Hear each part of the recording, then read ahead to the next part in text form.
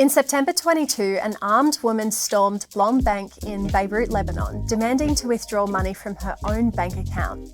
She left with $13,000 in cash and, before going into hiding, told local news channel Al Jazeera TV the gun was a toy and that she needed the money for her sister's cancer treatment. Why did Sally Hafiz have to storm a bank just to withdraw savings from her own bank account?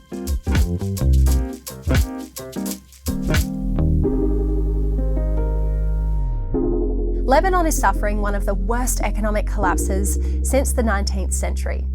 In late 2019, political corruption landed the Lebanon Central Bank in the heart of a Ponzi scheme, and the bank started borrowing money at above-market interest rates to pay back its debts. Things were so bad, the World Bank released a 134-page report titled Lebanon Public Finance Review. Ponzi finance? In short, yes. While this was happening, Lebanese citizens were growing tired and frustrated with their government. They suffered under poor internet connection, power cuts, minimal access to drinking water, and limited healthcare. Citizens began to protest against the economic turmoil caused by their government, and in a bold move, the Prime Minister even attempted to tax WhatsApp calls to generate revenue. The situation only worsened with the COVID pandemic. Inflation skyrocketed to now where it sits today at around 162%. For comparison, the US inflation rate is considered high at 8.3%. Rapid hyperinflation has severely impacted the people of Lebanon, especially impoverished communities. Imports skyrocketed in price and the cost of food inflated by more than 441% since 2019. Inflation has also affected the prices of basic goods like clothing, transportation, healthcare, rent, and education. Due to inflation, the Lebanese pound has lost 90+% of its value. To stop people from withdrawing money from their accounts and taking liquidity from banks, the government gave banks discretionary capital control, meaning banks can decide who can withdraw and limit how much. After Sally Hafiz went viral on social media, there were 7 more hold-ups across Lebanon, 5 of them happening on the same day. All of these people were demanding savings from their own bank accounts. According to a Reuters report, Lebanese people, politicians, celebrities, everyday people, started buying cryptocurrency as a safer store of value than the Lebanese pound. People also started mining cryptocurrency for income, since Lebanon has some of the cheapest electricity in the world, and even just $10 a day made from mining cryptocurrency is still more than minimum wage. We'll cover more on cryptocurrency mining later on. Inflation is a major problem in many parts of the world, not just Lebanon. So what is inflation and what does it have anything to do with cryptocurrency? Inflation is a measure of how much goods and services increase in value over time, and it occurs everywhere in the world, albeit at different speeds depending on how well the economy is managed. Goods include things like electronics, clothes, skincare and coffee, and services like Pilates classes, cleaning services, Uber and Netflix. Have you ever noticed how the price of these goods and services have increased in value over time? I definitely have. When I finished uni and started working full-time at my first role in 2016, a soy flat white cost around $3.50. Now I pay anywhere between $5 to $5.50 depending on the cafe I go to.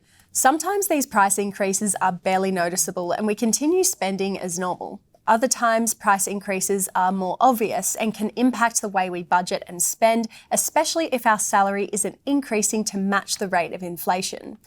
In Australia and in many other countries all over the world, the rate of inflation is measured by the Consumer Price Index, or CPI. The CPI calculates the percentage change in the price of a basket of goods and services commonly consumed by households. Here's how it works in Australia, for example. The Australian Bureau of Statistics, the ABS, records the prices of over 100,000 types of goods and services sorted into 11 categories: housing, food and non-alcoholic beverages, recreation and culture, transport, furnishings, household equipment and services, alcohol and tobacco, health, insurance and financial services, education, clothing and footwear, and communication. The ABS then compares the price of all 100,000 types of goods and services to the last recorded figures to calculate the rate of inflation. For example, the average price of a book was $25 and has increased to $27 now in the space of 1 year, representing a 7% inflation rate. If the opposite occurred and the average price of the book decreased from $25 to $23, that would represent a 7% deflation rate. The ABS repeats these calculations for all 100,000 items to calculate the average rate of inflation. Inflation can be both good and bad. If inflation is too high, it means the economy is running hot and can result in hyperinflation in the worst case. If inflation is too low, it means the economy is too cold and could fall into a recession. Inflation has to be just right, and many economies around the world deem a healthy rate of inflation at around 2 to 3% per year. Imagine trying to manage your finances when a cup of coffee doubles in value between the time you order it and when it arrives to your table. There's a whole bunch of reasons why inflation occurs, and we'll leave some resources below if you're keen to read more. Some economies manage inflation well and others do not. Managing a national economy is a balancing act, and a tricky one at that. In countries where inflation is problematic, Bitcoin is an even more attractive alternative. Countries like El Salvador and the Republic of Africa, for example, have both adopted Bitcoin as legal tender, meaning Bitcoin is accepted as payment. Why? Bitcoin is not an inflationary currency.